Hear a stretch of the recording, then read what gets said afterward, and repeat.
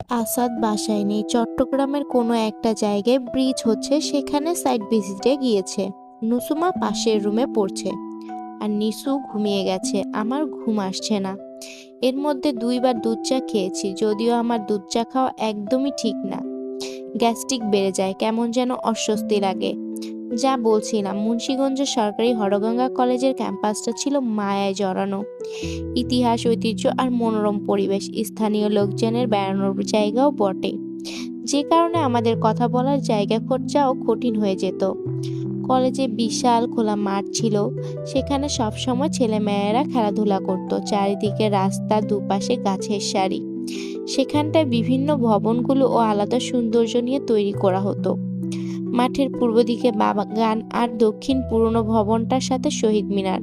তার পাশে আরও একটি বাগান, সেই সাথে আছে শতবর্ষী একটি জাম গাছ। মাঠের পূর্ব ও দক্ষিণে ছাত্রছাত্রীদের বিশ্রামের জন্য বিশাল পুকুরের পাড় ঘেঁষে বেশ কয়েকটা সুন্দর সিমেন্ট পাথরের ছাতাও আছে। সেখানকার একটা ভবন হয়তো এখন পরিত্যক্ত। যদিও আমরা দুজন এসব জায়গায় বসতাম না, যদি কেউ দেখে ফেলে। আমাদের কলেজের নামকরণটাও বেশ সুন্দর ছিল। মানুষের ধন সম্পদ থাকলেই হয় না, মানসিক উন্দনিকতা বোধও যে জরুরি জীবনে, সেটা অনেকেই অনুভব করে না। আসলে মায়ায় জড়ানো সেই ক্যাম্পাসটা মনে রাখার মতোই। আর কলেজে যাওয়ার পথে মাঠ পাড়ার একটি স্টেডিয়ামও আছে। স্টেডিয়ামটা বেশ বড়, প্রচলিত আছে বাংলাদেশের বৃহত্তম স্টেডিয়ামগুলোর মধ্যে এটি একটি। সেই স্টেডিয়ামের গ্যালারিতে বসে আমরা বাদাম খেতাম আর কথা বলতাম। গ্যালারির পেছনে কিছু জমিতে অভিজাত সাদা কাশবনের অভিজাতও ছিল। ঘন কাশবনে কত ছেলে মেয়ে চুপচাপ বসে থাকতো প্রাকৃতিক সহজাত পেতে। আসলে আমার আর অভিনন্দনের তেমন কথা বলার সুযোগ হতো না। বেশিরভাগ সময় ক্লাস মিস করেই ওর সাথে দেখা করতে যেতাম। তেমন কথা হতো না, পাশাপাশি শুধু হাঁটতাম। আর বাসায় কি করেছি, কি খেয়েছি, ছোট বোনেরা কি করে, ছোট বোনদের সাথে আমি কি করেছি, এসবই আমাদের কথা হতো চিঠিতে। ওর চিঠি পড়ে অবাক হয়ে যেতাম। বিজ্ঞান বিভাগের ছেলে হয়ে এত কবিতা, গান আর সুন্দর সুন্দর সব শব্দ কোথায় পেত? ও চিঠি পাঠাতো বইয়ের ভেতরে, ডায়েরির ভেতরে, কখনো বাদাম কিনে বাদামের ঠোঙার ভেতরে। আমার যখন বিয়ে হয়ে গেল, অনেক দিন আমার কাছে চিঠিগুলো ছিল আমার টেবিলে বই খাতার ভেতরেই। যখন অনার্স পরীক্ষা দিতে বাবার বাড়ি যেতাম, তখন লুকিয়ে লুকিয়ে চিঠিগুলো পড়তাম। কখনো বুকে জড়িয়ে ধরে রাখতাম, আবার কখনো চিঠিগুলোতে চুমু খেতাম। নিস্তব্ধ ঘরে নির্বাক নির্বাক কাগজের টুকরোতে অভিনন্দনের লেখা ভালোবাসার শব্দগুলো আমার দিকে কি বিস্ময়ে তাকিয়ে থাকতো। মনে হতো অভিনন্দন পৃথিবীর সবটুকু মায়া মমতার সৌন্দর্য নিয়ে আমার দিকে হাত বাড়িয়েছে। আমি যে ভালোবাসা, সে গোপন গহীন সমুদ্রে তলিয়ে যেতাম। নিস্তব্ধতায় মোড়ানো সেই পৃথিবীটা আমাকে আবারও স্মৃতিকাতর করেছে। সে সময় তো আশা ছিল একদিন অভিনন্দনের সাথে দেখা হবে, কিন্তু হায়, নিয়তির সবকিছু পেয়েও, কত কাছাকাছি থেকেও চিরদিনের জন্য হারিয়ে ফেললাম। নিজের সংসারে কখনো সে চিঠি বা চিরকুট আনিনি। নুসুমা জন্মের পর কোনো একদিন আমাকে মা খুব আদর করে বলে, মা তোমার পড়াশোনা তো প্রায় শেষ, বই খাতা আর গুরুত্বপূর্ণ কাগজপত্র সাবধানে রাখো, আর যেসব অপ্রয়োজনীয় সেগুলো ফেলে দিও। আমি বুঝতে পেরেছিলাম মা কি বোঝাতে চেয়েছে। নুসুমার বয়স প্রায় 1 বছর হয়ে গিয়েছে। একবার ভেবেছিলাম অভিনন্দনকে ফিরিয়ে দিব, তারপর মনে হলো এসব লোহজং না নেওয়াই ভালো। এমনিতেই ছোট মেয়ে, অন্যদিকে সংসারে এত কাজের মাঝে ভুল হয়ে যেতে পারে, আসাদের হাতে চলে যেতে পারে, সংসারে অশান্তি শুরু হতে পারে, আমার সাজানো সংসার ধ্বংস হয়ে যেতে পারে, আমার চরিত্রে কলঙ্ক লেগে যেতে পারে, পারিবারিক সম্মান নষ্ট হতে পারে। প্রতিবার মুন্সিগঞ্জ থেকে ফেরার সময় মাকে বুকে জড়িয়ে ধরে কাঁদতাম। সেবার 2 দিন আগে থেকে সংসারের সব কাজ ফেলে শুধু আমার কাছেই বসেছিল। আমার সংসারে কোনো সমস্যা আছে কিনা, আসাদ অনেক বেশি অত্যাচার করে কিনা, আমার শ্বশুর, ভাসুর, ননদ, ননাসেরা ঠিকমতো আচরণ করে কিনা, আমিও যেন সংসারে মনোযোগ দিয়ে করি, আসাদের সাথে কোনো ঝামেলায় না যাই, আমার বাবার মান সম্মানের দিকে খেয়াল রাখি। আমার ছোট বোনগুলো বড় হচ্ছে, ওদের বিয়ে দিতে হবে। আমি কোনো সমস্যা করলে ছোট বোনদের বিয়ে দিতে সমস্যা হবে। মায়ের চোখে মুখে ভয়ঙ্কর টেনশন আর আতঙ্ক।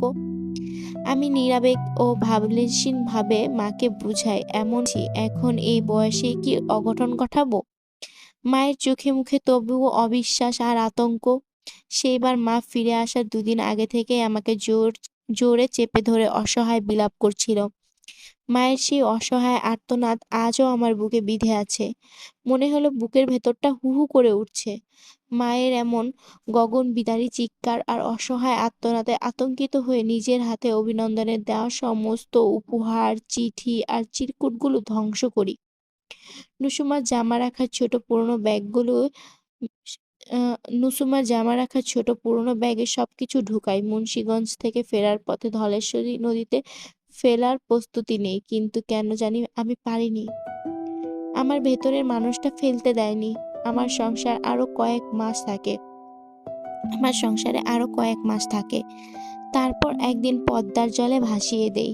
চোখের সামনে ব্যাগটা স্রোতে ভাসতে ভাসতে হঠাৎ কোনো এক জায়গায় গিয়ে ডুবে যায়। আমিও সেই সাথে একটু একটু করে মরে যাই। আমার দেহটা রয়ে গেলে ওই মনটা পদ্মা নদীর গভীর অতলে হারিয়ে যায়। যেদিন পদ্মা নদীতে ফেলি তখন টাকিয়া ভাবি আমার সাথেই ছিল। নসুমাকে কোলে করে নদী দেখাচ্ছিল। তিনি কিছু বুঝেছিল কিনা জানি না। কিছু কথা খুব কাছের মানুষকে যেমন বলা যায় না, তেমনি কাছের মানুষটা জানতে চাইতে পারে না। শুধু সেই অস্বস্তিকর গোপন কথাটা পরস্পর অনুভব করে নেয়। টাকিয়া ভাবির অবয়বটা কেমন অস্পষ্ট হয়ে যাচ্ছে। উনারাও অন্য জেলায় বদলি হয়ে যায়। বেশ কয়েক বছর কেটে যায়। আমার কোলজোড়ে নিশু আসে। জীবন আপন গতি ফিরে পায়। কান্নাগুলো কেউ নাই বা জানুক, হাসিটুকু সবাই ভালোবাসুক। সব সময় স্বাভাবিক থাকার চেষ্টা করেছি। নিজেকে নিজের ভেতর থেকে বের করে আনতে চেয়েছি। আমার মতো একটা জলজ জীবনের মানুষকে তো টিকে থাকতে হবে।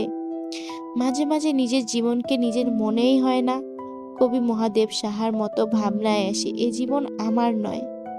আমি বেঁচে আছি অন্য কোনো পাখির জীবনে, কোনো উদ্ভিদের জীবনে। আমি বেঁচে আছি লতাগুলো ফুলের জীবনে। আজকে নিস্তব্ধতায় মোড়ানো বাসাটাও নিজেকে কেমন অন্যরকম লাগছে।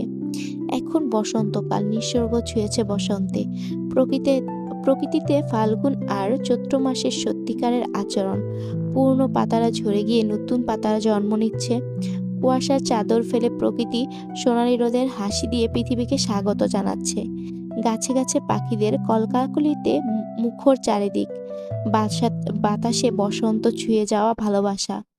ফুরফুরে বাতাস শরীর মন হালকা করে রাখে। এখন মধ্যরাত। মনে হচ্ছে এমন পরিবেশে মানুষ না চাইলেও নিজেকে নিজের কাছে গোপন রাখতে পারে না। স্মৃতির দুয়ার এমনি খুলে যায়, মনে করিয়ে দেয় ভুলে থাকা জীবন, মরে যাওয়া এক জীবনের গল্প। গত ১ বছর ধরে আমার মতো পৃথিবীতে মরে গিয়েছি কোভিড-১৯ নামক ভাইরাসে। বাংলাদেশে ১৯২০ সালের শুরুর দিকে এই ভাইরাস নীরবে সবার মধ্যে প্রবেশ করছে। চোখের সামনে প্রত্যাহিক জীবন কেমন পাল্টে গেল, সবকিছুই অদ্ভুত রকম। সবারই দমবদ্ধ অবস্থা। এমন জীবনে পুরনো কিছু স্মৃতি জীবনকে নাড়াতেই পারে। বন্দী ঘর, বন্দী জীবন। শুধু হৃদয়ের আকাশটা উন্মুক্ত, যেখানে কাল্পনিক মনটা ভালোবাসা ছুঁয়ে হাজারো স্মৃতির মেঘাদের ভেলায় ছুটে চলে। আমার বিল্ডিং এর পরই আরেকটা বাসায় বিয়ে হচ্ছে। মানুষের পোশাক, কথাবার্তা আর সাজসজ্জা দেখে মনে হলো কোনো হিন্দু বাসা হবে। বাংলা বছ বাংলা বছর শেষে চৈত্র মাসে বিয়ে। নবদম্পতি নতুন জীবন শুরু করবে। তার মধ্যে বিয়ের বিষয়ে ও রাষ্ট্রীয় অনেক বিধিনিষেধ আছে, কিন্তু মানুষের জীবনের প্রয়োজনে কোনো নিয়মই যায় না। মানুষ তার প্রয়োজনের কাছে দাস, ভীষণ অসহায়। শুনেছি গ্রাম অঞ্চলে প্রচলিত মাসে হিন্দু বিয়ে ভাদ্র আর চৈত্র মাসে হয় না। অবশ্য হিন্দু বিয়েতে অনেক শুভ কিংবা অশুভ লগ্ন বিচার করা হয়।